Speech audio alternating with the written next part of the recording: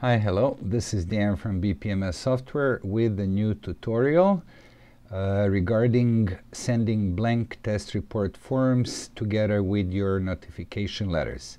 Very often users need to send a notification, besides the notification letters, they need to send the blank test report form, because what they want to make sure is that the users actually have a form that have all the fields that they would like to have covered in their test, right? So usually that's the reason why some cities would like to send a blank test report form.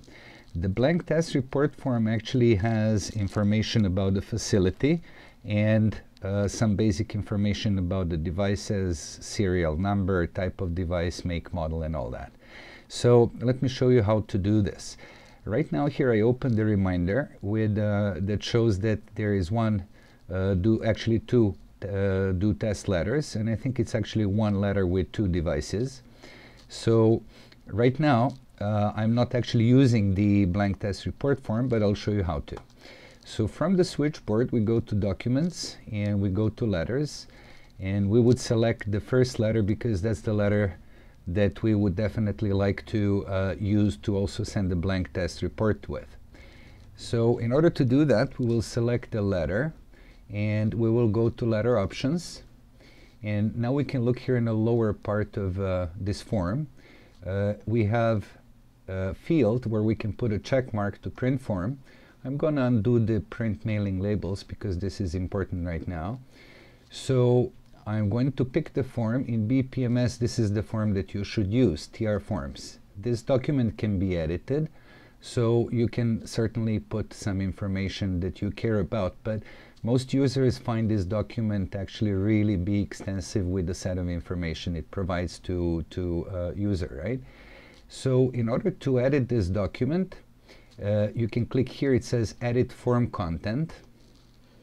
You will open up the Word document, and it will show you here what are the fields that are going to be merged into this document. And these are all the blank fields that the tester would eventually fill in.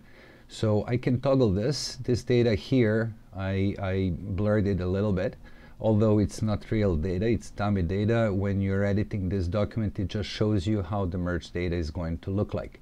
So this is a regular Word document that you can edit on your own. I would suggest to toggle the merge fields to see the name of the merge fields so you don't accidentally wipe them out. But this is just a regular Word document that you can basically edit in a way that you would normally edit Word documents. So let's say that's this document that we included. I'm going to say no for changing this because I didn't change anything. Toggling merge fields on and off is not really changing, so I'll say no. And so now our system knows when we send the first letter, by default it will also include the blank test report forms. So I'll say OK to this, and now the system knows that first letter will include the blank test report form. Let's close out of this and let's test this out. So if I go to Reminder, that shows that I have this test do letter, two of them. I can go to Details to see what it is. And I can see that this is actually the same facility, so it's two devices. I faked something. You can see according to the customer name that it's been faked.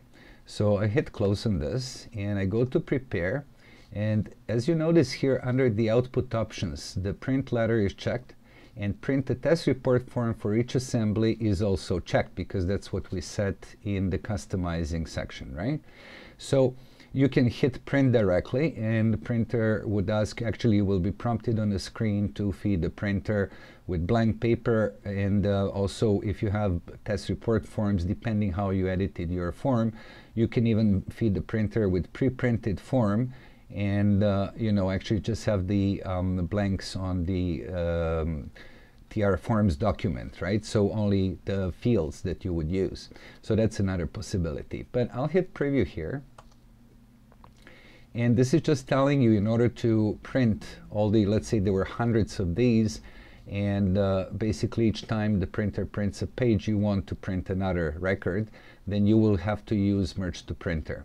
Sometimes people also use the emailing, so you can use that too.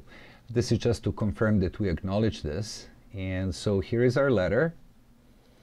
And I would be normally going to merge to printer here, but I'm not going to do that right now. I'm just going to close it. It will ask me every time if I want to save any changes, and I didn't do any changes, so I'll say no. And now it's asking me about this blend test report form, and it's talking about the pre-printed forms that I was just mentioning here. So I acknowledge this too. I'll say yes. Opens up another Word document, and of course it gives me here this blank test report form that will have the information about the facility, about the owner, that we know it's fake because nobody's called ZZZ. So now we have all this information, and the part for the test report itself, for the test results, is blank here. And of course there is a lot of information that we can gather about the tester here too. So we would again go to merge this to printer, but in this case I won't, so I'm just going to close the form. I will save no changes because I didn't do any. And this is very important. At the end of the session, if we printed this successfully, then we will say yes, and BPMS would put date stamps that for this device the letter has been sent. Sometimes I have users basically telling me that, you know, some letters are not popping out. It's because they accidentally press yes here, and then they expect still to have that letter in a reminder. If I say yes here, the letter will go away from a reminder. So I'll do it just to show you. I'll say yes. I'll close out of this. And as you can see, here is my reminder that's now blank because the letter has been sent. And if you want to check it out, you would go to the backflow device itself, go to comments pending test letters.